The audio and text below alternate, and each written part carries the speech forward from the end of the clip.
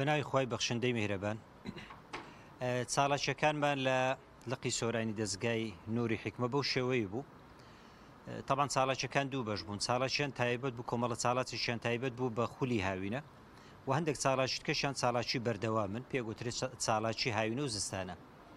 ئەوەی بەنسبەت بە خولی هاوینە لە یەکی 6 دەستمان پێکرد هەتا وەکو ئەو ڕۆیانە کاتە 38 هەتا 38 بەردەوامە بین، واتە 3 مانگ بەردەوام بووین لە خولی هاوینە. شێوازەکەی بەو شێوەی بوو، ڕۆژانی شەمە دووشەمە چوارشەمە تایبەت بوو بە کوڕان، ڕۆژانی یەکشەمە و سێشەمە و پێنجشەمە بوو تایبەت بوو دەوامی کچان. ژمارە و قوتابیانەی کە ئەو فێرخوازانی کە تێیدا بەشدار بوون دەوامی کوڕان زیاتر لە 165 ساڵەوە بەشداری کرد و دەوامی ئافرەتان زیاتر لە 130 قوتابیان فێرخواز بەشداریان تێدا کرد و بە کۆی ماوەستا یعنی تقریباً 35 ماوەستا لە هەردوو داوامەکەی دەوامی ئافرەتان و دەوامی پیاوان.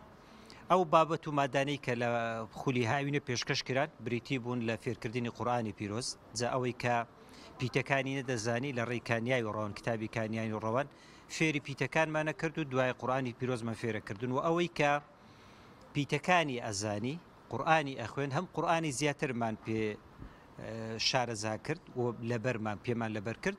ئەوە بابەتێکیان بوو تایبەت بوو بە قورئانی پیرۆز.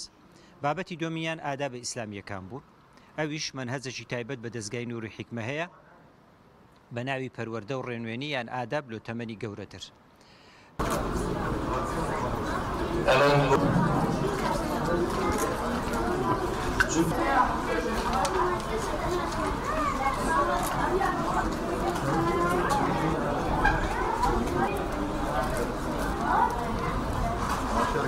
فێرە هەموو پیتەکان بووین، فێرە قورئان بووین، فێرە پیتە قەلقەلەکان بووینەوە، زۆر ئیسفادەی باشمان لێ کرد کە هەندێک تەڵبە لێرە بوون هیچیان نازانن، ئێستا ماشەڵڵا هەموو خوێنەوەرن لە قورئاندا.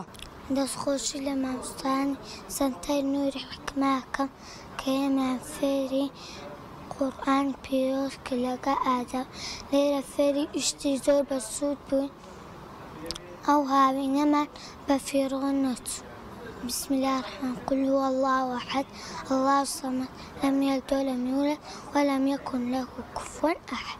بەڕاستی ئێمە زۆر شتی باش لەو دەستگایە فێر بوون، پێش هەموو شتێک ئەخلاق کەوا پێیان گوتین کەوا دەبێت ئەخلاقمان وەکو پێغەمبەرمان صلی الله عليه وسلم بێت.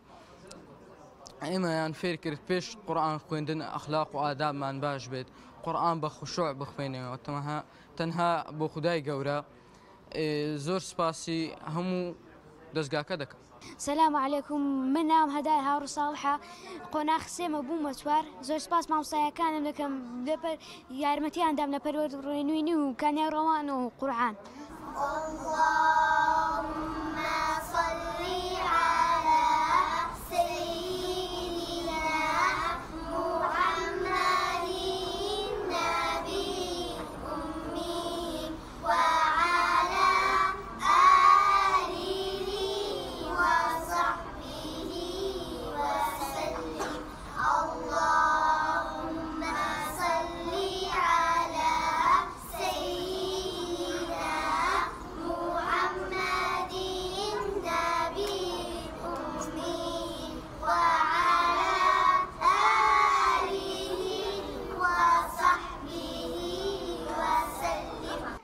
السلام عليكم ورحمة الله وبركاته، والصلاة والسلام على رسول الله صلى الله عليه وسلم. بسم الله الرحمن الرحيم. سرتا سپاس و ستایش بۆ پێغەمبەری بۆ پەروەردگاری مەزن کە دەرفەتی ئەوەی پێدام لە دەستگای نوری حکمە لە لقی سۆران بەشداری بکەم لە خولی فێربوونی قورئانی پیرۆز کە ئەرکی سەرشانی هەموو مرۆڤەکانە و سپاسی کەناڵی پێیام دەکەم کە لێرە بەشداری بوون و زۆر سپاس بە خودا کە منیش بێبەش نەبم لەو نیعمەتە گەورەیە و لێرانە من فێری زۆر شتی بەسوود بووم، فێری قورئان خوێندن بووم، فێری ئاداب و ئاکاری جوان بووم و فێری ئەوە بووم لە دڵەوە دایک خودای گەورە و پێغەمبەرمان صلی الله علیه وسلم لە دایک و باوک هەموو کەسێک زیاتر خۆشمان بوێت و پەیامێکم بۆ دایک و باوکانی خۆشەویست ئەوەیە کە مناڵەکانی خۆیان بێبەش نەکەن لەو نیعمەتە گەورەیە کە بیان نێرن بۆ ئێرانە کە فێری قورئان خوێندن ببن.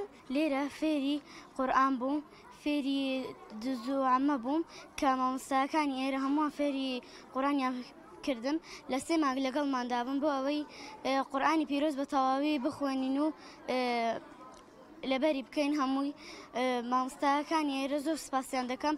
فێری ڕەوش بەرزی بووم، فێر بووم کە بە ڕەوشتی جوان هەڵسوکەوت لەگەڵ خەڵکیدا بکەم و لەگەڵ دەوروبەرەکەمدا بە ڕەوشتی بەرز قسە بکەم و هەروەها فێر بووم کە کات دابش بکەم و کات بە فیڕۆ نەدەم. داوا لە دایک و باوکەکان دەکەم کە مناڵەکانیان بنێرن بۆ خولی فێربوونی قورئان. ویستم لە پشووی هاوین کاتەکانم بەشتی بێسوود بە فیڕۆ نەدەم و بێم بۆ خولی فێربوونی قورئان کە ویستم کە خێرێک بۆ خۆم خێر بۆ خۆم ئەوە بکەم و ئێستا زۆر سپاسی دایک و باوکم دەکەم کە زۆر پاڵپشتم بوون و زۆر هانیان دەدەم.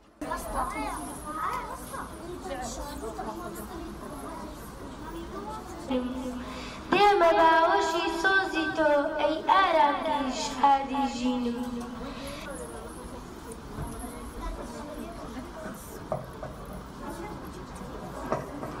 ئینشاءالله بتان بینەوە لە داهاتوویەکی نزیکدا سەربەرزی پێتانەوە دووبارە سێبارە بەخێر بێن.